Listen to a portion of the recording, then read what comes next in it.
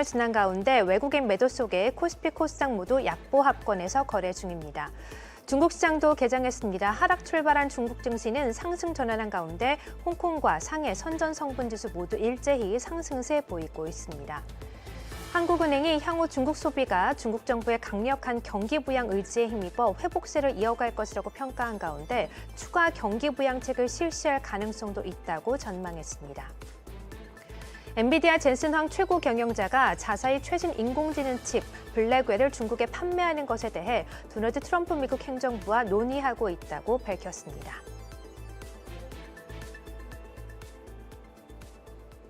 네, 차원이 다른 투자 일삭 차이나마켓나우 안녕하세요. 이경은입니다. 자, 저희 프로그램은요. 국내 유일하게 실시간으로 국내 주식시장 상황을 또 이와 함께 중국 주식시장 상황을 전해드리고 특징주도 체크해드리는 시간이죠. 저희 프로그램은요. 유튜브에서 한국경제TV 글로벌로 검색하고 들어오시면 되고요. 실시간 라이브로 여러분과 함께하고 있는 만큼 궁금한 점 있으면 댓글창을 통해 남겨주시면 저희가 또 성심성의껏 답변을 해드리도록 하겠습니다.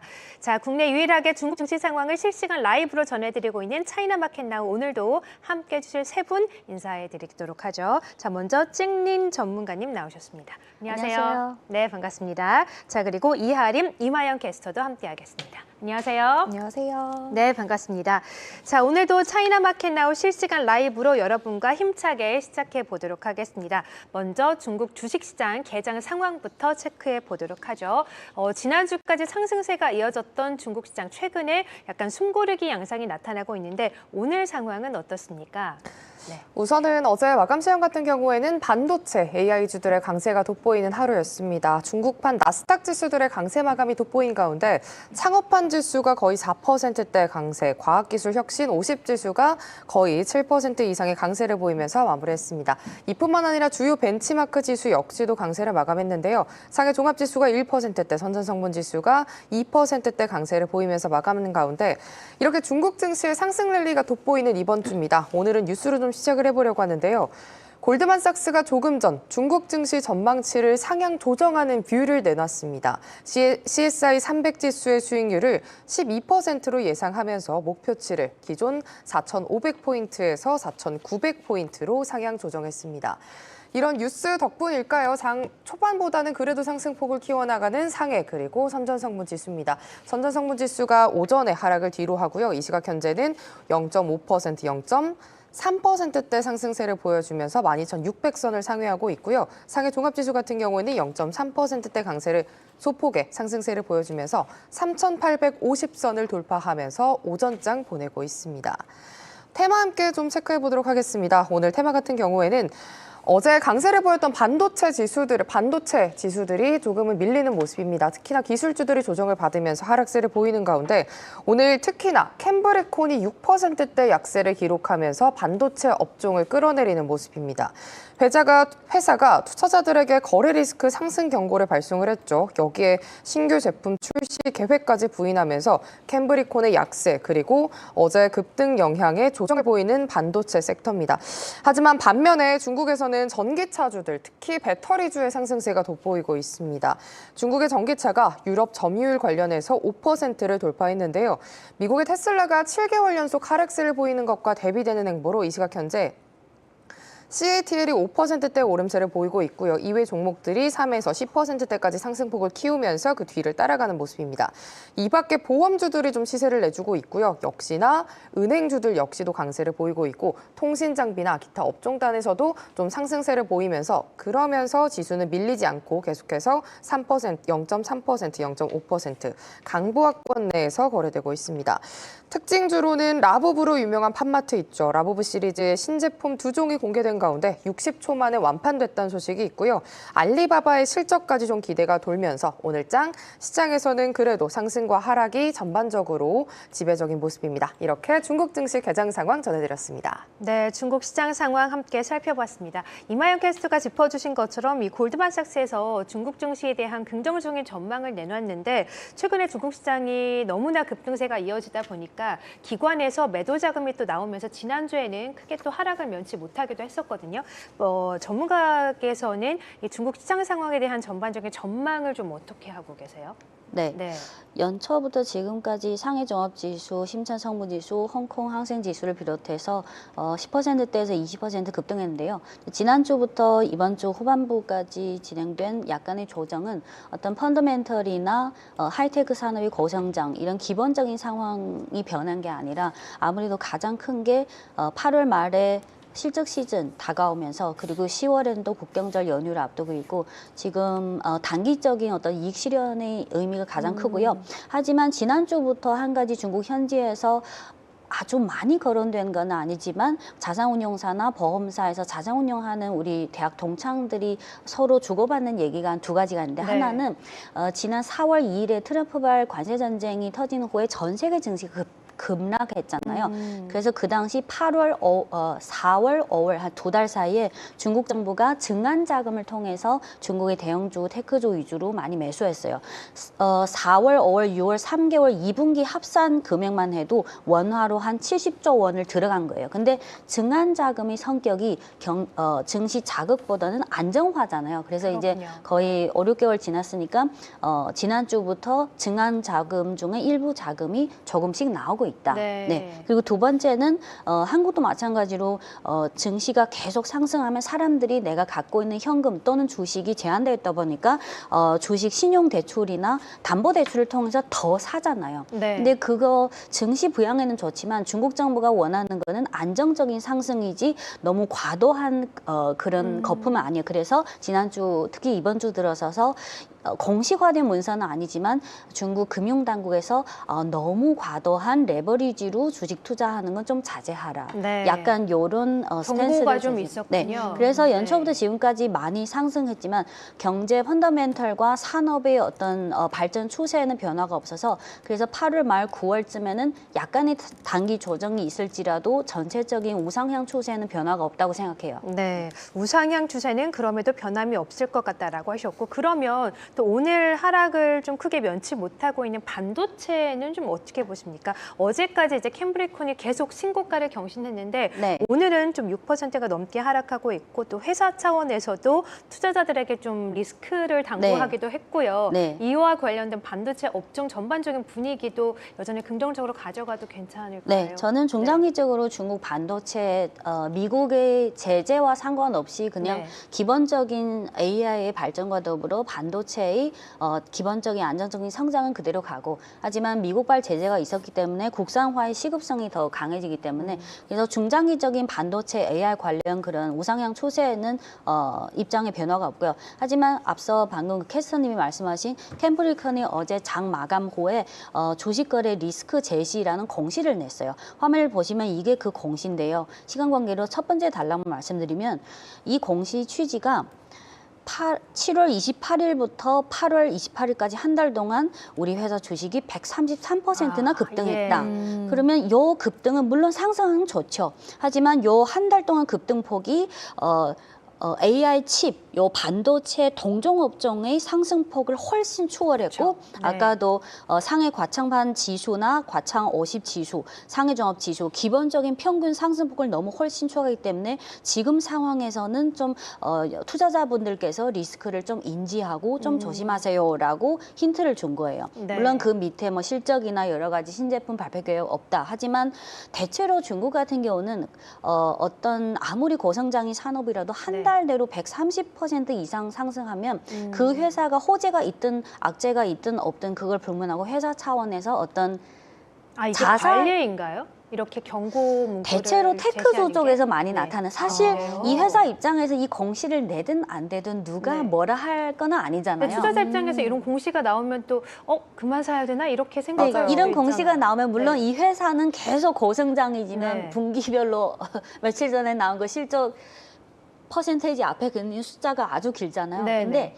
이 회사 차원에서는 물론 우리 회사가 AI 국산 칩을 하는 열심히 하지만 너무 단기간에 만약 내가 이 회사의 창업자, 사장이다, 회장이라 네. 생각하면 사실 꾸준히 계속 가는 걸 그래요. 원하지 너무 네. 단기. 그래서 회사 거래소에서 공시를 낸 게 아니라 이 회사에서. IR에서 네. 공시를 여러분 너무 단기간에 급등했으니까 그쵸. 좀 리스크를 인지하세요라고 네. 한 거예요. 그렇군요.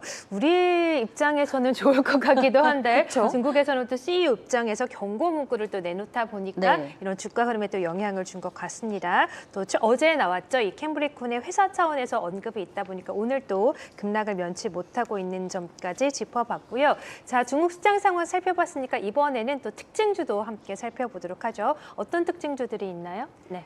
네, 이번에는 중국 증권사에서 뽑은 종목들 설명을 해보도록 하겠습니다. 먼저 첫 번째 종목은 페트로 차이나인데요. 이 민성증권에서 나온 추천 리포트였습니다. 2분기 정유와 천연가스 판매 사업의 경영이익이 지난해 대비해서 45%, 14%가량 각각 증가한 점에 주목을 한 겁니다. 또 페트로차이나가 중국 내에서는 이 석유와 가스 분야 선두 기업인 만큼 향후 성장성도 아주 기대가 된다고 덧붙였는데요. 오늘 주가는 1.5%대 강세를 보이고 있는 시점입니다.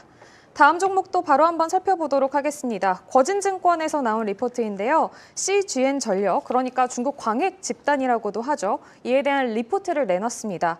신규 원자로 건설을 통해서 실적 성장 기회를 맞을 것이라는 분석과 함께 매수 의견을 제시했습니다. 올해 상반기 실적은 전기료 인하의 영향으로 다소 부진했지만요. 같은 기간 전력망 시설 내의 전력 공급 규모만 딱 따져보자면 지난해 대비해서 7%가량 증가했다고 합니다. 또한 현재 건설 중인 원자로만 20대에 달하는 만큼 앞으로의 실적도 기대된다는 분석이었습니다. 오늘 주가도 이어서 한번 살펴보시면 1.8%대 상승세를 유지하고 있는 상황입니다. 다음 종목은 거신증권에서 제시를 했는데요. 자금 광업에 대한 이 리포트였습니다. 회사가 분할 상장을 추진하는 것에 대해서 밸류에이션 재평가가 기대된다고 전망을 했는데요.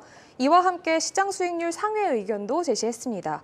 올해 상반기 금값이 사상 최고치를 경신하면서 회사의 실적도 잘 나왔고요.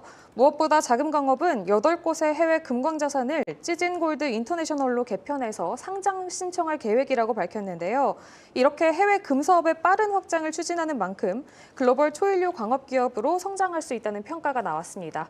오늘 주가도 이어서 바로 한번 살펴보시면 2%대 강세를 시현하고 있습니다. 다음 종목도 이어서 바로 만나보도록 하겠습니다.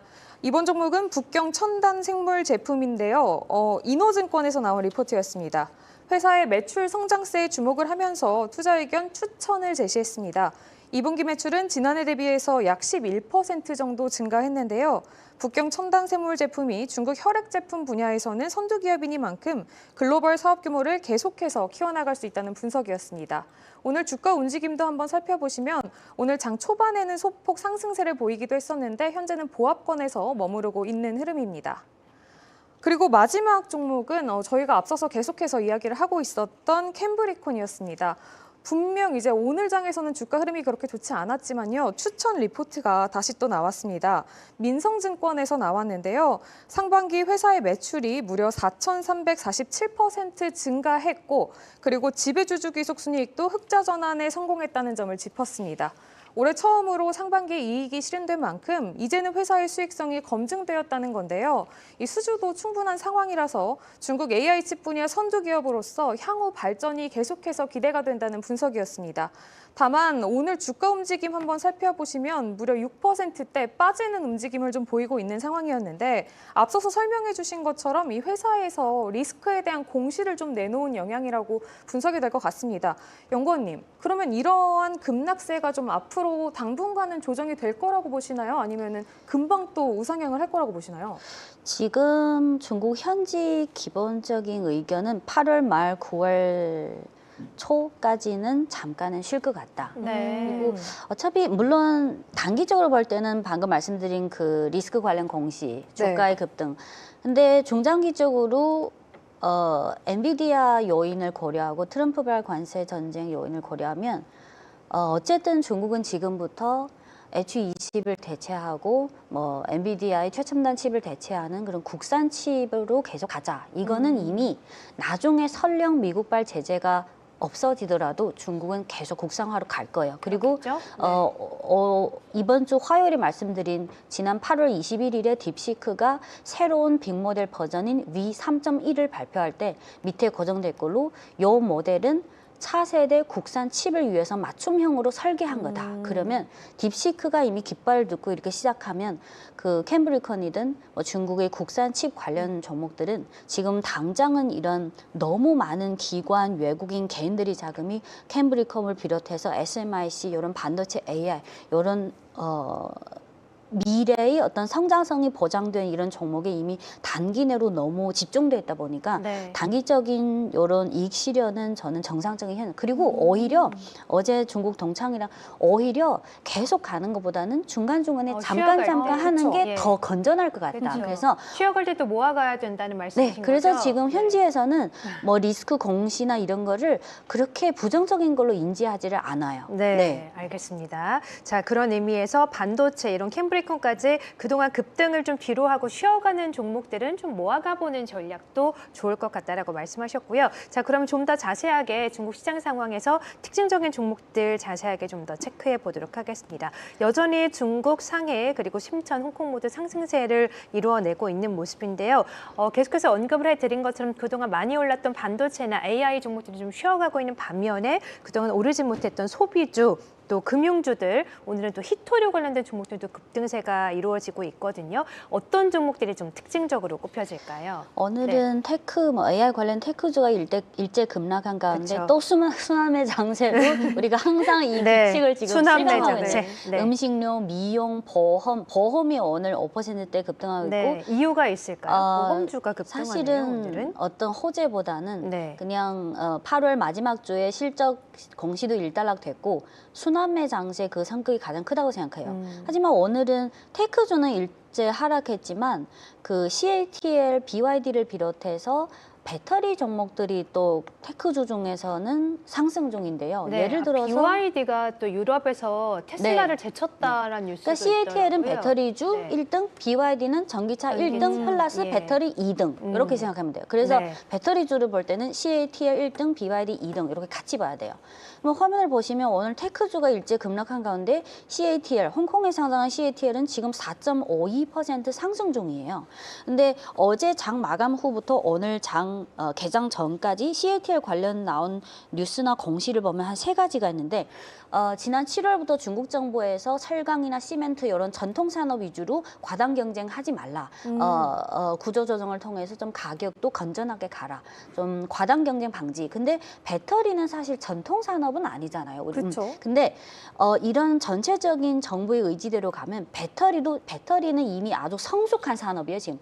그러면 점점 가격 경쟁, 뭐 생산 능력 경쟁, 해외 매출액 경쟁, 이게 경쟁이 백열화될수록 1등인 CATL, 2등인 BYD는 점점 산업 경쟁력이 높아지는 거예요. 중하위 배터리 종목들은 점점 열세에 처하게 돼요. 그래서 그리고 오늘은 어제 급등한 테크 그 자금이 나와서 오늘은 일부 소비주 그리고 CATL을 비롯한 이런 배터리주에 좀 유입됐고요. 두 번째는 네. 어제 장 마감 후에 CATL이 최근에 새로운 자회사를 설립한다고 해요. 예. 하지만 자회사만 설립한다는 한 줄 속보는 나왔는데 이 자회사가 주요 사업이 뭐고 어떤 취지로 설립한지 자세는 안 나왔어요. 그래서 사람들이 약간 기대감이 조금씩 생기고. 세 번째는 중국의 현지 자동차 업체 중에 광주 자동차 그룹이 있어요. 근데 어제 장 마감 후에 광주 자동차 그룹 플러스 화웨이 플러스 CATL 요 3사가 협력해서 만든 S9, S9라는 전기차를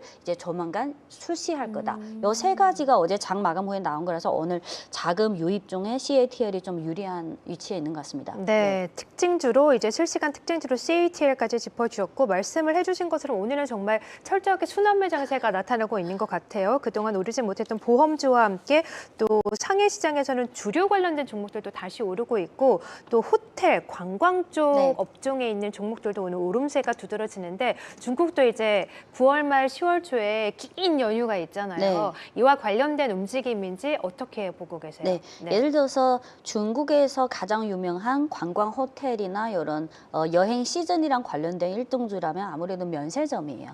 아주 옛날에는 중국 관광객들이 한국에 와서 면세 쇼핑을 많이 했는데 예를 들어서 화면에 보시는 이 중국에서 최대 면세점을 운영하는 기업이 601888 중국 중면이라는 기업인데 오늘 1.6% 상승 중이에요. 근데 물론 순환매 장세도 있지만 방금 앵커님이 말씀하신 9월에 중국이 한국이랑 똑같이 추석을 보내고 10월 1일부터 8일까지 8일 동안의 장장 국경적 연휴가 있고 네. 그래서 보통 이런 소비주나 관광 호텔 이런 수혜주는 그 연휴 직전에 오른 게 아니라 뭐 한 달 전, 보름 전 약간의 시간을 두고 급등하는 경우가 맞아요. 그렇군요. 그리고 네. 요거는 계절적인 거고 두 번째는 요 중국 중면이라는 중국 최대 면세점 기업이 한국에 제주도가 있다면 중국의 제일 남쪽에 해남도가 있잖아요. 거기는 그냥 이 회사가 그냥 다 해버린 거라고 생각하면 돼요. 근데 네. 지금 중국 정부가 원하는 거는 지금까지는 중국인 관광객들이 주로 면세 쇼핑을 할 때 해외로 가서 많이 했죠. 네. 일본, 뭐 유럽, 한국. 근데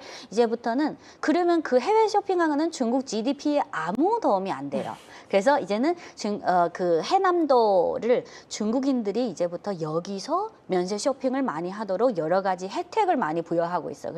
그래서 오늘 순환매 장세 중에서 이 종목이 좀 1.7% 지금 돋보이는 상황이고요. 네, 여전히 순환매 장세 속에서 오늘은 소비주 또 관광주들 흐름까지 짚어주셨습니다. 자, 중국 시장 상황 실시간 라이브로 계속해서 전해드리고 있는데요. 이쯤에서 한국 시장 상황도 체크해 보도록 하겠습니다. 현재 흐름은 어떻습니까? 네, 우리 증시는 장 초반 미증시 훈풍을 받으면서 강세를 보이나 싶었는데요. 오전장이 지나면서 상승폭을 반납하고 양 지수는 하락 전환했습니다. 그래도 엔비디아 낙폭 회복 영향의 AI 그리고 반도체 주들이 좀 강세를 보이나 싶었는데요. 하지만 나머지 종목들이 조금은 밀리면서 그리고 수급 역시도 외국인이 계속해서 파는 장세가 지속되면서 약세 흐름을 보여주고 있습니다. 일단은 먼저 지수 함께 좀 체크해 보도록 할까요? 이 시각 현재 코스피 같은 경우에는 3,190선은 지켜주지만 여전히 약보합권 내에서 서성이는 모습이고요. 코스닥은 계속해서 800선을 앞에 두고 좌초되는 모습입니다. 0.1%가량 하락하면서 796선 지나가고 있습니다. 오늘 수급 함께 체크해 보시면요. 개인과 기관이 계속해서 사면서 하단은 지지되고 있지만 외국인이 계속해서 매도를 하면서 매도 규모가 계속해서 늘어나는 모습이죠. 매도 규모가 좀 늘어나면서 현재 외국인이 코스피에서는 1,820억 원 정도, 코스닥에서는 321억 원 정도를 팔면서 이 시각 현재 좀 하방 압력을 주는 모습입니다. 특징 섹터로 먼저 증권주부터 보면요. 증권주 같은 경우에는 3차 상법 개정안 추진 이슈에 힘입어서 증권주들 그리고 지주사단에서도 좀 상승세를 보여주고 있습니다. 현대 쪽에서도 좀 상승세를 나오고 있고요. 특히나 증권주단에서는 계속해서 상승폭 키워나가면서 오늘 그래도 지수를 방어해주는 모습 보이는 가운데 이 시각 현재 부국증권이 계속해서 상승폭을 키워나가더니 현재는 1%대까지 상승폭 축소했지만 여전히 65,000원 위에서 거래되고 있습니다. 이 밖에 미래에셋증권, 다올투자증권이 1% 내외 상승세 보이는 만큼 장 막판까지 상승폭 키워나갈 수 있을지 확인해 보시죠. 이어서 조선 역시도 마스가 프로젝트 훈풍에 힘입어서 조선 그리고 기자재까지 좀 훈풍이 들어오는 모습입니다. 기자재 쪽으로 좀 수급이 붙으면서 조선주보다는 기자재가 훨씬 더 시세를 내주는 모습인데요. 오늘 장에서 동반성기가 23% 두 자릿수대 강세를 보여주고 있고요. 사명 엠텍, 인화전공 역시도 15% 이상의 상승세 보이는 가운데 한화엔진도 오늘 장 8%대 시세를 내주면서 44,000원 돌파한 모습입니다. 이어서 전력기기 섹터까지 좀 짚어보시죠. 구글이 대규모 데이터 센터 투자 소식을 알렸습니다. 이 소식에 전력기기주들이 오늘 시장에서 시세를 내주는 가운데 LS단의 외인과 기관의 수급 붙은 점 체크해 보시고요. 오늘 장 17만 8천 원 공방선에 나서고 있고 A루트 역시도 1% 내외 상승세 보이고 있습니다. 이 밖에 HD 현대일렉트릭이 아슬아슬하게 보합권 내에서 방향성을 좀 찾고 있는 모습 확인해 보시면 좋겠습니다.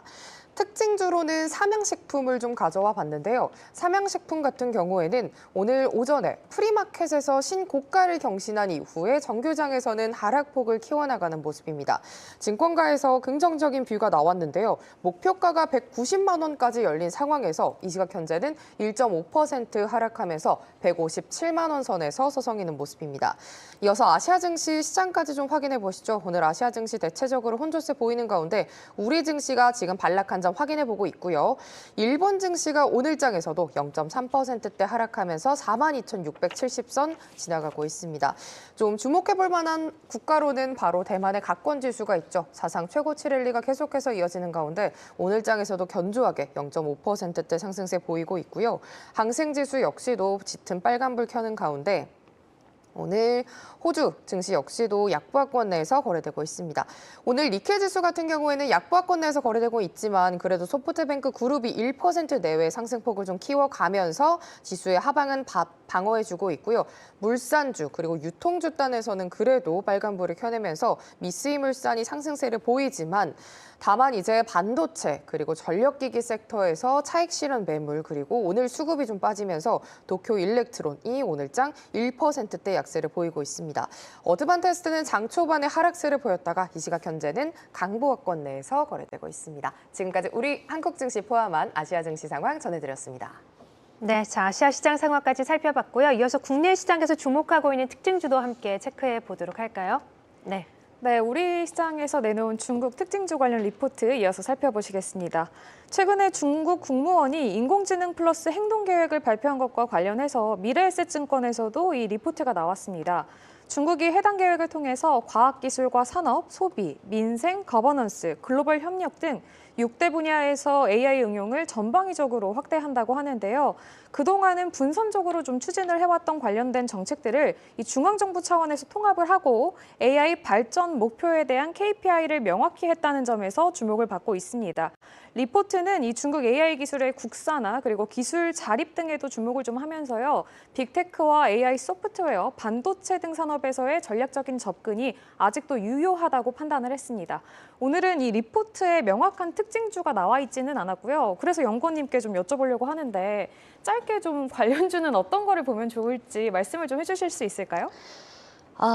AI 산업 자체만 발전했을 때는 그냥 AI, 딥시크, 하드웨어, 소프트웨어 이 정도까지만 커버하면 괜찮은데 이번에 나온 정책은 AI 기술을 거의 모든 산업에 그렇죠. 융합해서 발전시키겠다. 그러면 이 관련 수혜주의 범위가 너무 방대한데요. 네. 하지만 그럼에도 불구하고 저희 생각은 아무리 많은 산업에 융합시키더라도 기본적인 반도체 칩, 하드웨어, 소프트웨어 응용, 그리고 빅테크가 응용을 가장 많이 하니까 기본적인 요 세 가지, 첫 번째는 반도체 칩, 두 번째는 그 과정에서 예를 들어서 뭐 소프트웨어 사용은, 세 번째는 알리바바처럼 빅테크 업체들이 많이 응용하는 요 세 개는 어느 산업에 적용하든 기본적으로 깔고 가야 되는 거고, 그리고 아까 캐스님 말씀하신 8월 26일에 새로 발표한 그 인공지능 플러스 강화, 그거는 예를 들어서 교육 산업에 융합시킬 때는 어떤 교육 관련 종목이 더 돋보일 거냐, 하나하나 더 맞춤형으로 봐야 돼요. 그래서 이제부터는 이런 AI 플러스 관련 수혜주를 방송 한 번으로 다 커버하는 거 불가능하고 네. 분야별로 하나하나씩 그렇겠네요. 몇 네. 개월 동안 하다 보면 어느 정도 그 생태계를 어느 정도 파악할 수 있을 것 근데 같아요. 어제 나온 이제 박준섭 파트너님께서는 저희가 이제 캠브리콘이 최근에 급등하고 있긴 하지만 저희가 매수가 안 되는 네. 종목이잖아요. 그러다 보니까 SMIC나 웨이얼 반도체를 또 네. 대체 종목으로 꼽아주시기도 네. 하셨거든요. 그래도 눈여겨보는 종목 있으실 것 같아요. 저는 가장 네. 기본은 SMIC라고 생각해요. SMIC. 그리고 예. 어쨌든 예를 들어서 한국의 삼성전자, 그러면 중국의 SMIC. SMIC가 예를 들어서 뭐 캠브리콘이 그거를 AI 칩을 설계하고 SMIC가 제조하잖아요. 그러면 어떻게 이 산업이 뭐 어느 다양한 분야에 적용하든 어떻게 가든 SMIC가 해야 할 일은 계속 늘 수밖에 없어요. 이거는 네. 가장 기본적으로 깔고 가고, 그리고 이번 주 화요일에 말씀드린 미국발 제재나 여러 가지 상황 때문에 중국이 과거보다 국산 반도체 장비를 더 가속화시켜야 되겠다. 그래서 저는 SMIC를 비롯한 이런 국산 파운드리, 그리고 북방 화창, 베이판 화창을 비롯한 나우라, 그 종목을 장비주들, 비롯한 네. 기본적인 이런 수혜주는 깔고 가야 된다고 생각해요. 네, 알겠습니다. SMIC도 두 분께서 공통적으로 꼽아주고 계시는 종목인 만큼 눈여겨볼 필요가 있을 것 같네요. 자, 그러면 국내에서 주목하고 있는 특징주까지 체크를 해봤고 좀 더 자세하게 실적을 발표한 기업들도 주가 흐름 체크해 보도록 할게요. 네. 이제 중국 시장도 기업들의 실적 발표가 거의 다 마무리가 네. 되어가고 있는데 말씀해 주신 SMIC도 좋은 실적을 발표한 덕분에 급등세가 이어졌고요. 이와 함께 또 다른 반도체 종목 중에서 이 화홍 반도체도 네. 실적을 발표했는데 화홍 반도체는 어떻게 네. 보고 계세요? 물론 오늘은 네. 반도체주가 대체로 다 하락했지만 SMIC랑 화홍 반도체는 이렇게 기억하시면 돼요. SMIC는 중국판 삼성전자, 네. 그 화홍반 SMIC는 기본적인 반도체를 다 하고 화홍은 그중에 약간 특수한 분야, 특별 분야용 반도체 이렇게 생각하면 돼요. 그래서 오늘 화홍 반도체가 지금 4%대 하락 중인데 화홍이 어제 발표한 2분기 실적을 보면 2분기 매출액은 전년 동기 대비 19.09% 증가했고 2분기 지배주주 순이익은 전년 동기 대비 71% 감소했어요. 네. 근데 대부분 SMIC를 비롯해서 대부분 반도체나 AI 이런 수혜주는 매출액, 지배주주 순이익 전년 동기 대비 증가율 숫자는 다르지만 대체로 다 증가했잖아요. 근데 화홍 반도체가 사실 화홍 반도체가 아쉽게도 AI와의 연결성이 좀 상대적으로 약해. 약간 그래요? 특수 분야. 예. 그래서 아무리 중국 국산 반도체에서 2등주라 해도 화홍 반도체는 약간 주류에서 벗어난 특수 분야라고 생각해야 돼요. 그래서 우리 한국 개인 투자자분들 입장에서는 중국 국산 파운드리 칩이라고 하면 그냥 사실 SMIC를 보는 게 가장 효율적이에요. 네, 선택과 알겠습니다. 집중. 네. 그래서 SMIC를 보자라고 하셨고 네. 이제 앞서서 이마연 캐스터도 우리 시장에서 증권주들 함께 꼽아주셨는데 네. 중국에서도 증권주들이 최근에 어닝 서프라이즈를 발표했어요. 네. 계속해서 얘기를 드렸지만 중국에서도 이제 신규 계좌 개설수가 늘어나고 있다 보니까 증권주 흐름이 좋을 수밖에 없잖아요. 어떻습니까? 네, 오늘 보험주가 가장 급등했고 거기에 이어서 증권주도 뭐 강보합권 또는 1%대 정도. 오늘 중신증권이 중국의 1위 증권사잖아요. 화면을 보시면 오늘 중신증권이 지금 한 0.2% 강보합 중인데 중신증권이 어제 장 마감 후에 실적을 발표하는데 저번에 저희가 말씀드린 7월부터 중국 개인 투자자분들도 신규 계좌 개설 많이 늘고 그리고 중국인들이 은행 예금 중에 상당 부분이 비은행 예금으로 많이 옮겼고 심지어 7월에는 중국인들이 복권을 산 금액이 줄었는데 신규 계좌 개설 수는 늘었다. 그래서 예. 어제 장 마감 후에 중신증권이 발표한 올해 상반기 실적을 보면 상반기 매출액은 전년 동기 대비 20.44% 증가했고 지배주주 순이익은 전년 동기 대비 29.8% 증가했어요. 그래서 증권주들을 볼 때는 이 증권주가 1등이나 몇 등이나 10등은 그거보다는 증시가 상승하면 그렇죠. 중국인들 입장에서는 네. 증권주를 사랑하지 않지만 장이 3개월 이상 상승하면 거기에 따라서 증권주는 한두 달, 두세 달 동안은 같이 가지 않을까. 그래서 증권주는 이런 존재예요. 네. 네, 알겠습니다. 증권주까지 봤고요. 마지막으로 이제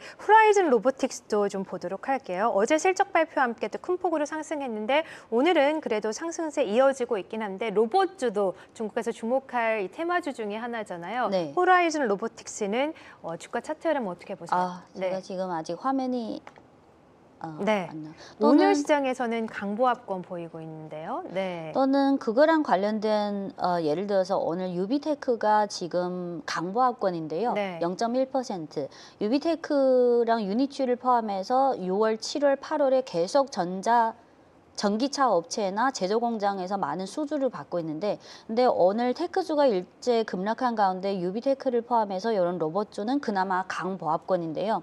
근데 유비테크 3일 전에 유비테크 창업자가 사실 그 인터뷰를 잘 안 해요. 근데 며칠 전에 유니추이 비상장사인 유니추이 창업 그분은 인터뷰하는 거 좋아해요. 왕신싱 네. 씨. 네. 왕신싱이 그 인터뷰할 때 사실 우리 뭐 AI 업계 등 우리 일반인들 입장에서는 이런 휴머노이드 로봇을 창업해서 이 업을 실제로 하는 사람들은 AI에 대한 어떤 인지 그런 이해, 그런 미래 추세한 파악이 얼마나 심도가 있을까요? 근데 그럼에도 불구하고 3일 전에 왕싱싱 인터뷰에서 이런 말을 했어요. 어떻게요? 나는 AI랑 로봇 공학으로 이렇게 유니추를 창업해서 이렇게 하고 있는데 앞으로 몇 년 동안 AI의 발전 속도는 내가 생각한 것보다 훨씬 더 빠를 거다. 내가 이거를 이렇게 네. 하고 있는데도 나는 그 속도가 내가 예상한 것보다 더 빠를 거다는 그렇군요. 그런 느낌을 받고 있다. 네. 그래서 휴머노이드 로봇은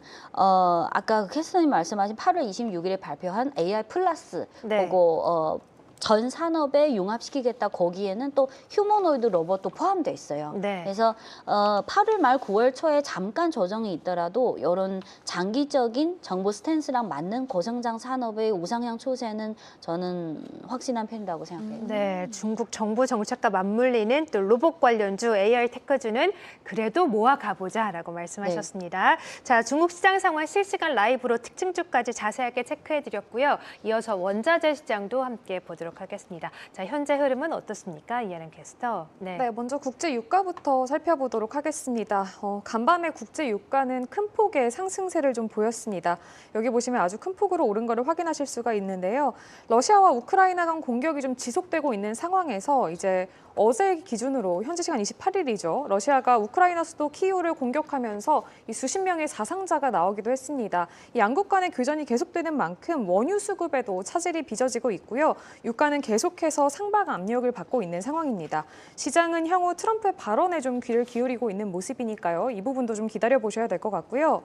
금 가격 이어서 바로 살펴보도록 하겠습니다. 트럼프 대통령이 리사쿡 연준 이사를 해임한다는 발표 이후에 간밤에도 금 가격은 상승세를 이어가는 모습이었습니다. 3거래일 연속해서 상승세를 보인 건데요. 연준 독립성 우려가 지속되는 가운데 달러 인덱스가 하락하면서 금 가격은 반대로 오름세를 시현한 겁니다. 쿡 이사 해임 관련 법적 분쟁이 시작된 가운데 금 ETF 투자도 좀 증가를 했는데요. 스파이더 골드쉐어스의 금 보유량은 8월 19일 이후 최대치를 기록했다는 점도 참고를 해보셔야 될 것 같습니다. 다음 종목으로는 구리가 있습니다. 이 구리는 중국의 경기 부양에 힘입어서 또 큰 폭의 상승세를 한번 시현했습니다. 중국 재정부에 따르면 지난 7월에 지방정부 채권 발행액은 지난해 대비해서 약 70% 상승했다고 하는데요. 한편 일본의 구리 제품 생산은 반등했는데 일본 신동협회에 따르면 일본의 7월 구리 제품군 생산이 지난해 같은 기간보다 1% 넘게 늘어나서 지난 2023년 4월 이후에 최대치를 기록했다고 합니다. 다음 상품도 한번 살펴보시면 어제 장과 이 오늘 장에서는 천연가스의 움직임이 좀 크게 나왔습니다. 최근 들어서 저렴한 매수가 그리고 냉방 사용량을 기대하는 날씨 전망으로 상승세가 두드러지게 한번 나왔었는데 이제 어제 장에서는 다시 한번 하락세가 연출이 된 겁니다. 유럽의 천연가스 가격이 풍력 발전량 증가에 따른 수요 억제 속에서 좀 하락하는 모습을 보이면서 이 상승분을 반납하는 모습을 보인 건데요. 특히 북서유럽 대부분 지역에서 풍력 발전량이 늘어서 산업용 가스 수요는 28일 하루 2206기가와트시에서 29일 예상치로는 16,692기가와트시로 감소할 예상이라는 결과가 좀 나왔다고 하니까요. 이 부분도 체크를 해보셔야 될 것 같습니다. 마지막 상품은 은입니다. 이 금 가격이 상승세를 보이는 가운데 은도 좀 계속해서 동반 상승세를 보이는 모습을 보이다가요. 현재는 보합권에 머무르고 있습니다. 한편 세계 3위 은 광업 국가인 페루 같은 경우에는 은 생산이 증가했다고 하는데요. 상반기 기준으로 전년 대비해서 9%가 늘어났다고 합니다. 이 부분도 함께 체크를 좀 해보시죠. 네, 자, 은 가격까지 원자재 시장 체크해봤고요. 이어서 코인 시장도 체크해봐야겠죠. 어떻습니까? 네, 비트코인은 계속해서 11만 달러 선에 갇힌 박스권에 갇힌 장세를 보여주고 있습니다. 2주째 횡보세를 보인 모습인데요. 지난 15일에 비트코인은 12만 달러대에서 밀려났습니다. 오늘까지 약 2주 동안 10여만 달러 박스권에서 오가는 흐름인데요. 이 가운데 메인인 대장주인 비트코인보다는 주요 알트코인 중 솔라나가 5%대 강세 흐름을 보여주고 있습니다.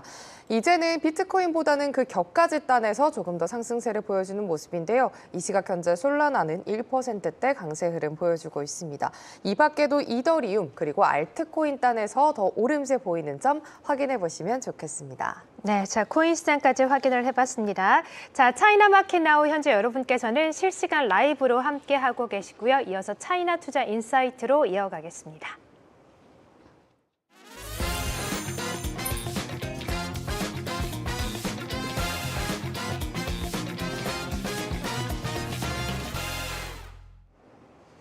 네, 자, 이번 순서는요, 잠들어 있는 여러분들의 투자 DNA를 조금 더 깨트려보는 시간이죠. 차이나 투자 인사이트 순서입니다. 자, 오늘의 핫한 주제는요, 바로 정말 핫한 주제네요. 2030년 AI 초강대국 노리는 중국이라는 주제입니다. 뭐 중국 하면 AI, 저희가 또 AI 하면 중국 빼놓고 얘기를 하지 않을 수가 없는데 최근에 또 앞서서 캐스터분께서 언급을 해주셨지만 또 다른 정책이 나왔잖아요. 구체적으로 어떤 정책이고 현재 어떤 상황이 펼쳐지고 있는지부터 설명을 해주시죠. 네, 예. 중국의 정책 명칭이 길고 좀 복잡하잖아요. 네. 요거만 아시면 돼요. 어떤 새로운 산업을 이제부터 본격적으로 키우겠다. 그러면 그 정책 명칭이 무슨 산업에 대한 지도 의견. 근데 AI 관련해서 그 지도 의견이 나온 게 2017년이에요. 그 정책이 신세대 인공지능 발전 계획. 그래서 지금 몇 년 지난 후에 8월 26일에 나온 게 인공지능 플러스 행동 심화 추진에 관한 의견. 그러면 지도 의견 나오고 몇 년 지난 다음에 무슨 의견. 그럼 이거는 이제 본격적으로 추진을 하나요? 응용 범위를 확대해서 이제 가자. 네. 그러면 이거를 경제 산업 전반에서 이제 성장을 견인하는 핵심 국가 전략 중에 하나로 간다. 그래서 이게 8월 26일에 나온 건데요.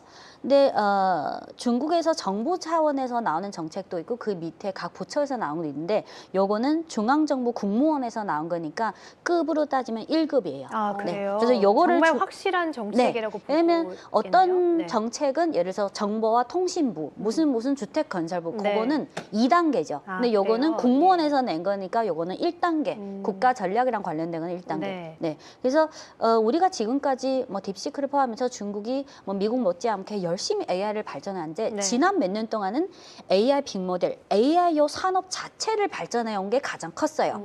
그리고 그거를 지난 3, 4년 동안 뭐 교육 분야, 제조 분야 여러 가지 바로바로 적용해서 발전시킬 수 있는 네. 요거를 했는데요. 예. 근데 이제는 그게 어느 정도 성과도 나오고 자신감이 생겼으니까 이제는 네. 거의 모든 우리가 상상할 수 있는 산업에 다 융합시키자. 아. 이게 8월 26일에 나온 인공지능 플러스 행동 심화 추진에 관한 의견. 네, 그렇군요. 그러니까 말 그대로 전 분야에 걸쳐서 AI 융합을 펼치겠다라는 건데 네. 언급해 주신 것처럼 이제 어느 정도 성과가 나오고 있다고 말씀하셨거든요. 어느 정도 성과가 나오고 현재 어떤 진척 사항들이 있는지 상당히 네, 궁금하네요. 가장 직접적인 거는 전기차를 포함해서 네. 좀 첨단 제조와 관련된 공장에 AI 기술을 적용해서 전기차도 사실 자율주행이나 다 AI가 들어간잖아요. 그렇죠. 근데 우리 네. 일상생활에서 가장 이해하기 쉬운 게 제조업 중에서 스마트 공장. 네. 샤오미의 공장도 거의 노동자가 없는 정도로 아, 거의 없나요? CATL도 무인 공장이 이미 작동하고 있어요. 예. 그리고 네. 두 번째는 금융업에서 우리가 뭐 은행이나 증권 보험을 이용할 때 요즘은 거의 다 AI로 서비스 많이 하잖아요. 그래서 금융업에 적용하는 거 중국도 마찬가지로요. 예. 근데 어떤 분들은 또 그게 싫은 분들도 있죠. 네. 전화로 직접 대화.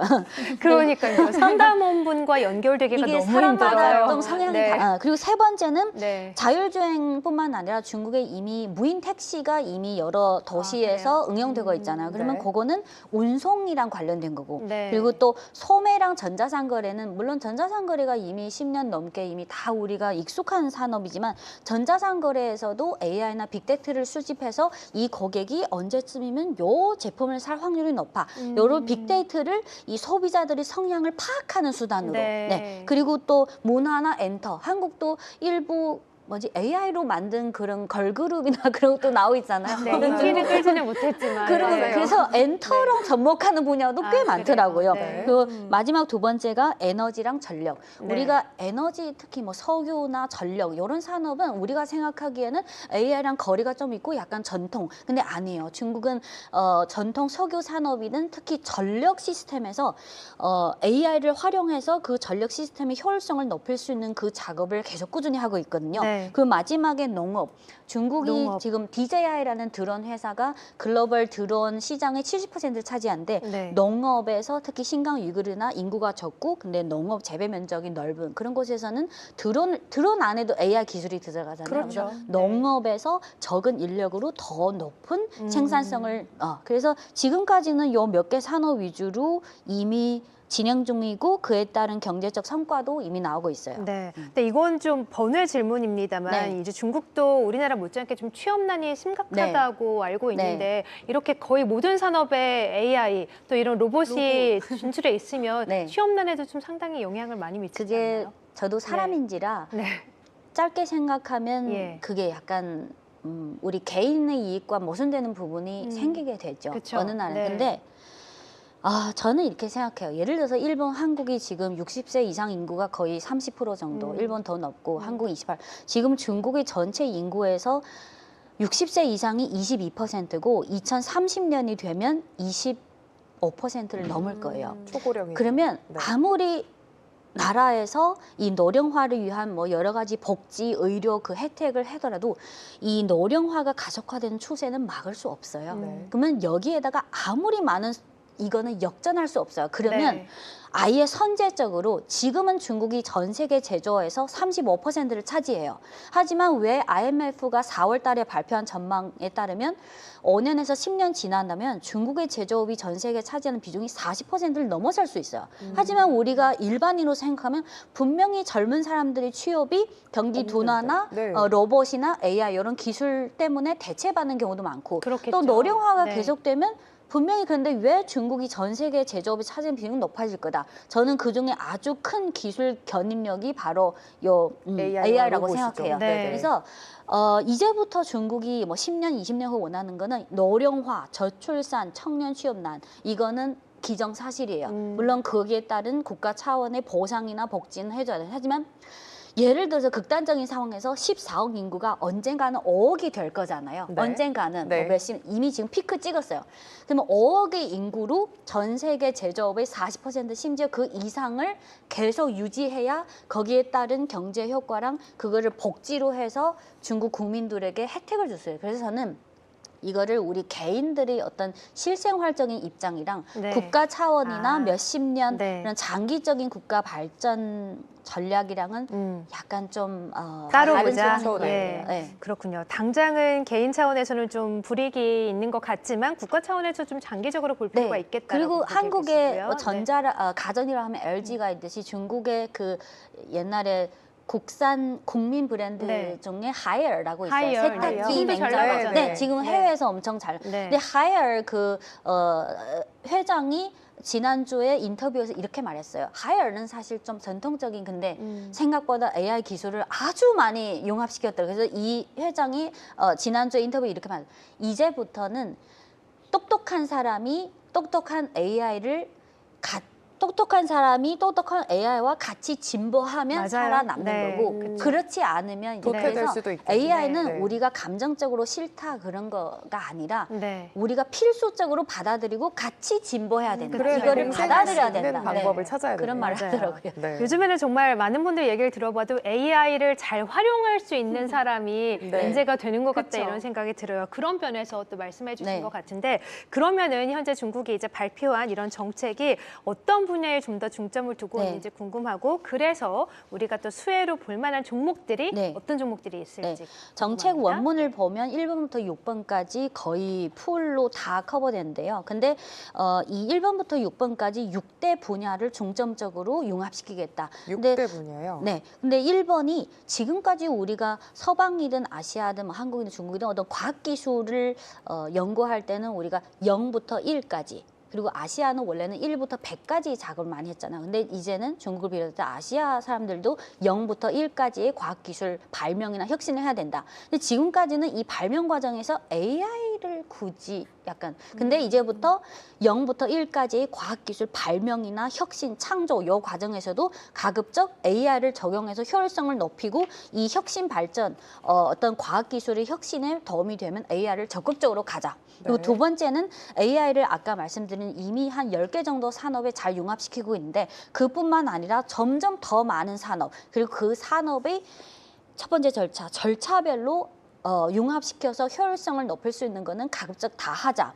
그러면 거기에 기존의 전기차뿐만 아니라 농기구 그리고 지금 요즘 중국이 이미 한 10개 도시에서 플라잉 카도 이미 시범으로 하고 있고 오, 네. 나르는 차요? 네, 지금 네. 예를 들어서 한국에서 서울에서 부산까지 한 2시간 반 정도 걸리죠. 만약 KTX? 2시간 예. 반 거리를 15분 동안 도착할 수 있다. 그럼 네. 탈 거예요? 안 탈 거예요? 비싼가요? 네, 근데 지금은 시범 단계고 네. 그게 전기차 배터리를 하는 거여서 가격은 시범 단계라서 아직 아주 저렴해요. 예, 그래서 15분. 네, 저는 네. 왕복 교통에 소모되는 시간이 가장 아깝더라고요. 네, 거의 그래서- 순간이동 수준인데요. 네, 네. 안전할지 그래서- 조금 의문이 그게 들기는 좀 합니다. 궁금해요. 안전합니까? 안전한지. 나중에 중국 가서 한번 타보세요.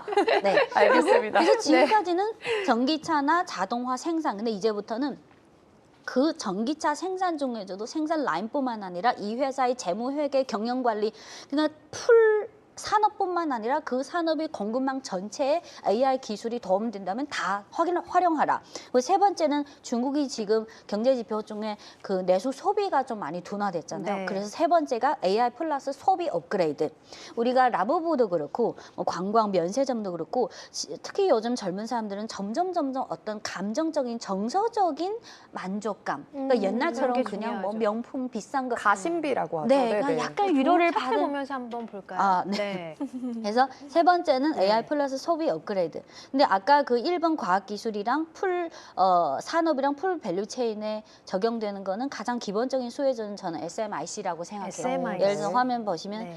SMIC가 어떻게 많은 산업에 적용되든 이 기본적인 칩은 기본적으로 필요한 거. 칩이 들어가니까. 없으면 이게 예. AI가 안 아예 되잖아요. 네 맞아요. 네, 안 그래서 되니까요. 저는 아주 안정적인 수혜주가 SMIC라고 생각하고 그리고 딥시크가 비상장사니까 빅시크가 빅모델이나 이런 개발할 때 서버나 이런 하드웨어 부품을 납품하는 종목 중에 예를 들어 화면을 보시면 000, 977, 낭조 정보 이런 낭조 정보들이 정보. 비상장사인 딥시크의 서버나 이런 하드웨어를 제공해요. 네. 네. 그리고 이 낭조 정보랑 비슷하게 예를 들어서 601138 요 회사도 하드웨어 부품이나 서버 이런 쪽이 강점이 있어요. 회사명이 뭔가요? 한자는 공업부연인데 영문명은 폭스콘 폭스콘이군요. 폭스콘 인터넷, 폭스콘 아. 산업 인터넷. 최근 제가 아이폰 부품 급등했잖아요. 폭스콘이 네, 되게 유명하죠. 폭스콘이 중국에서 만든 회사인데 지금은 약간 완전 중국 본토 기업이 돼버린 거예요. 그리고 네. 중국 거래소에서 특별 사례로 약간 대만계 창업행하지만 중국 상위 거래소 상장시켜 준 거예요. 그래서 낭조 정보 서버 000977이랑 요 폭스콘 산업 인터넷 요 두 종목이 비슷한 그 주요 사업이 있어요. 같이 보면 되고 그리고 우리가 빅모델을 개발하고 나서 너무 수많은 산업에 다 적용해야 되니까 그 업종 그 회사에 맞춤형으로 클라우드 시스템이나 AI 시스템 그 시스템을 만들어줘야 되잖아요. 그 빅모델 하나를 다 그냥 막 쓸 수는 없으니까 그래서 그거 회사별로 업종별로 맞춤형으로 클라우드 서비스나 이런 자사 전용 그런 시스템을 만들어주는 회사가 00268 한자는 금접국제인데 여기 영문명이 킹디 킹비. 이게 샤오미 회장이 레이진이 젊을 때 이 회사에서 해서 그 지분을 나와서 네, 지분을 받아서 재무적 자유를 얻고 고민하고 샤오미를 다시 창업하자. 그래요? 그래서 이 회사가 레이진 요람이 된 회사군요. 네. 근데 이 회사가 시대가 발전하면서 원래는 그냥 기본적인 컴퓨터 시스템 그런 거. 지금은 여러 산업에 접목할 수 있는 그 자사 전용 업무용 시스템 이런 게 많고요. 그리고 아까 AI 플러스 소비 업그레이드 우리 지금 사람들이 원하는 소비에 따른 만족감 그런 거는 예를 들어서 샤오미도 그렇고 샤오미가 저희 사촌 남동생이 샤오미 매니아인데요. 네. 휴대폰부터 집에 냉장고 그러니까 다 집에 깔려 샤오미예요? 있는 모든 네. 전자제품 네. 다 샤오미로 그러니까 사람마다 취향이 있으니까 네. 그렇죠. 그래서 특히 90년대생 중국인 남성들이 이런 샤오미를 좋아하는 매니아층이 있어요. 근데 샤오미 주가인데요. 샤오미가 요 AI 플러스 소비에서 점점 더 많은 전자제품, 점점 더 많은 소비랑 관련된 이런 디지털 소비 이런 관련된 샤오미가 더 점점 이런 수요에 발맞춰서 점점 더 많은 창의적인 제품을 출시할 수 있고 거기에 샤오미 자사의 빅모델이나 이런 거를 적용할 수 있고요. 네. 그리고 샤오펑汽车도 마찬가지로 샤오펑. 샤오펑 자동차가 전기차잖아요. 근데 중국에서 아까 그 플라잉카 2시간을 15분 동안 도착할 수 있는 예. 샤오펑이 전기차 종목 중에서는 플라잉카를 가장 적극적으로 하는 전기차 업체예요. 그래서 네. 샤오펑 자동차는 이제는 전기차 플러스 플라잉카. 네, 그 외에도 뭐 유비테크도 있고 또는 청소년들의 AI 기초 교육을 강화하기 위해서는 요 002230科大讯费 영문명은 아이플라이테크. 아이플라이텍. 그러니까 청소년들용 음성 교육 또는 화상 교육 이런 교육이랑 관련된 AI 관련 이런 서비스를 가장 많이 하는 1등주예요. 네. 그 외에도 많지만 여기까지신가요? 네. 네. 그래서 종목은 여기까지 하고 4번, 네. 아까 1번부터 6번까지. 4번은 AI 플러스 민생복지. 네. 5번은 AI 플러스 정부 거버넌스, 네. 6번 마지막은 AI 플러스 글로벌 협력. 즉 네. 중국이 153개 국가랑 1대1로 전략적 협력을 했으니까 전 세계 200개국 중에서 150개가 여러분 잊지 마세요. 네. 이 세상에는 미국이랑 유럽 합쳐봤자 50개예요. 근데 150개가 개발도상국이거든요. 네. 그래서 저는 이제부터 지금까지는 중국의 1대1로를 제조업을 수출하는 근데 만약 5년, 10년 후에 중국이 1대1로 통해서 AI를 전 세계 150개국에 수출한다라고 하면 그에 따른 경제적 효과는 네. 엄청나다. 네, 알겠습니다. 아무래도 중국 국적이시기 때문에 네. 네, 알겠습니다. 오늘 좀 마음을 단단히 잡수고 나오실 것 같은데 종목도 굉장히 많이 말씀해 주셨어요. 오랜만에 좀 다시 한번 말씀을 드리자면 SMIC 그리고 남조정보, 폭스콘, 또 샤오미, 또 전기차 중에 샤오펑, 유비테크 그리고 아이플라인 테크까지 네, 오늘 종목을 아주 많이 소개해 주신 만큼 눈여겨보면 좋을 것 같습니다. 자, 이렇게 오늘 차이나 투자 인사이트는 AI 또 플러스 정책과 함께 중국에서 주목할 만한 종목들 함께 체크해봤고요. 자, 이어서 중국 시장 상황 마지막으로 체크를 해보면서 특징주들 좀 더 함께 마무리 지어보도록 할게요. 중국 시장 상황 현재는 어떻습니까? 네, 우선은 중국 시장 상황 같은 경우에는 오전보다는 더욱더 상승폭을 키워나가는 선전 성분 지수입니다. 이 시각 현재 선전 성분 지수가 사계 종합 지수보다 훨씬 더 큰 상승폭으로 1%대 강세를 보여주고 있는데요. 이 시각 현재 1.1% 상승하면서 12,700선 돌파에 성공했습니다. 또 뒤를 이어서 사계 종합 지수 역시도 다시금 상승으로 방향을 잡았지만 그래도 오전보다는 상승폭을 축소하면서 이 시각 현재 0.2% 강보합권 내에서 거래되고 있지만 여전히 계속해서 그래도 10년의 최고치를 향해서 달려가는 점 확인해 보시면 좋겠습니다. 오늘 아까도 계속해서 좀 확인해 봤지만 오늘 2차 전지, 통신, 소비, 히토류, 보험주들 단에서 계속해서 시세를 내주고 있습니다. 특히 이 가운데 지금 현재는 2차 전지, 배터리주 섹터들의 좀 강세가 돋보이고 있는데요. 특히 CATL 있죠. 저희 조금 전에 짚어봤던 CATL이 거래 대금이 급증하면서 오늘 연중 신고가 경신에 성공한 점 확인해 보시면 좋겠습니다. 이런 CATL을 필두로 기타 나머지 배터리주 섹터들 좀 강세를 보여주고 있고요. 이 밖에 소외됐던 보험주 역시 순환매를 돌면서 보험주들 강세를 보여주고 있습니다. 반면에 반도체 섹터가 계속해서 하락폭을 키워가고 있죠. 그러면서 AI 관련 테크주들이 좀 밀리는 모습 그리고 보험주들 역시도 그리고 은행주들도 현재는 하락 전환하면서 조금은 약보합권 강보합권 내에서 거래되고 있는 점 확인해 보시면 좋겠습니다. 저는 여기서 추가적으로 우리 중국 증시에 투자할 수 있는 ETF 하나를 좀 체크해 보려고 하는데요. 에이스 중국 과창판 스타50 ETF가 오늘 장 초반에 30% 상한가를 그렇군요. 기록을 했다가 네. 현재는 갑자기 좀 급락을 하더니 7%대 좀 오름세로 좀 상승폭을 축소한 모습 보여주고 있습니다. 이렇게 중국 증시 개장 상황 그리고 오전 시황 전해드렸습니다. 네, 자 오전장 마무리가 되어가는 중국 시장 상황 체크해봤고요. 짤막하게 특징주 좀 더 체크해볼까요? 네, 아까 샤오펑 자동차의 친구가 리샹 자동차죠. 네. LI, 리오토. 리오토. 리샹 네. 자동차. 발음이 많이 달라가지고 창업자 헷갈려요. 이름이 리샹이에요. 아, 리샹이에요? 리샹. 그래서 네. 리샹 자기 이름은. 오늘 화면을 보시면 리오토 주가가 5%대 급등 중인데 네. 어제 발표한 상반기 실적을 실적? 보면 네. 상반기 매출액은 전년 동기 대비 2% 감소했어요. 그리고 총 이익도 전년 동기 대비 0.7% 감소했어요. 그리고 지배주주 순이익은 전년 동기 대비 3% 증가했어요. 네. 그동안 샤오펑도 그렇고 리샹 자동차가 중국에서 특정 매니아층 대상으로 잘 나가긴 한데 아직은 그 재무제표 면에서는 아직은 어려움을 겪고 있어요. 하지만 최근에도 리샹 자동차의 창업자가 많이 나와서 인터뷰했는데 나름 자신만의 어떤 원칙 그런 확고한 신념이 있다는 느낌이 들었어요. 그리고 리샹도 아까 샤오펑 못지않게 지금 AI 플러스 소비 수혜주라고 할 업그레이드. 수 있겠죠. 그래서 네.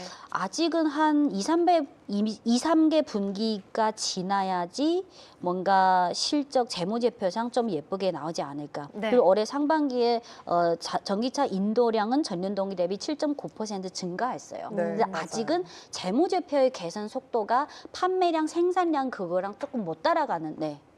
네, 네, 알겠습니다. 그렇군요. 또 실적을 발표한 리오토 현재 주가 흐름까지 체크해봤고요. 자, 마지막으로 또 여러분들이 사랑하시는 ETF 상품들 수익률 확인해봐야겠죠? 어떻습니까? 네. 네, 오늘도 우리 시장에서 중국에 투자하고 있는 ETF 상품들 수익률 한번 체크해 보도록 하겠습니다. 먼저 1위 자리에는 타이거 차이나 전기차 레버리지 합성형 상품이 올라가 있습니다. 13%대 수익률을 보여주고 있는 상황이고요.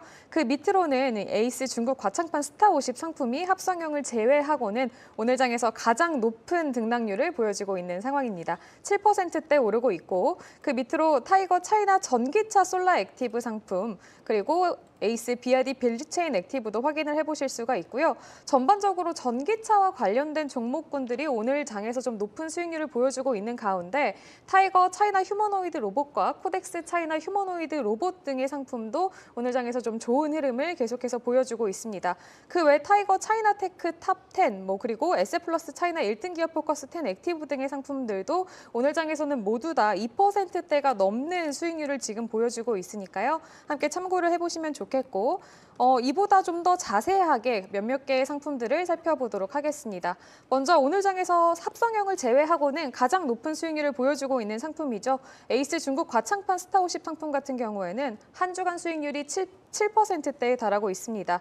1년간 수익률도 이어서 한번 살펴보시면 108%대 굉장히 높은 수준을 기록하고 있는 상황이고요. 구성 종목으로는 캠브리콘의 비중이 가장 높고 오늘 이야기가 나왔던 SMIC나 몽타주, AMEC 등의 좀 대형 종목들이 많이 속해 있는 상품입니다. 다음 종목도 이어서 한번 확인을 해보시면요. 타이거 차이나 전기차 솔라 액티브 상품입니다. 한 주간 수익률이 거의 7%대 정도 육박을 하고 있는 상황이고 1년 수익률로는 61%대 기록하고 있습니다. 구성 종목으로는 CATL이 가장 높은 비중을 차지하고 있고요. BRD 그리고 그 외 리오토 등 오늘 이야기가 나왔던 자동차 종목들도 많이 포함이 되어 있습니다. 이렇게 오늘도 저희 시장에서 중국에 투자하고 있는 ETF 상품들 수익률 한번 체크해봤으니까요. 투자에 도움받으시면 좋겠습니다. 네, ETF 상품들까지 확인을 해봤습니다. 나날이 중국 시장에 대한 관심 그리고 상승도가 좀 더 높아지고 있는데요. 다음 주에도 저희 차이나마켓 나우와 함께 하시면서 중국 시장에 대한 정보 공부 함께 해가시면 좋을 것 같습니다. 자, 마지막으로 저희 외칠 거 하나 있죠? 네. 자, 하영 캐스터부터 할까요? 네. 좋아요, 댓글, 구독, 알림 설정. 알림 설정. 알림 설정까지 함께 해주시면 감사하겠습니다. 함께해요.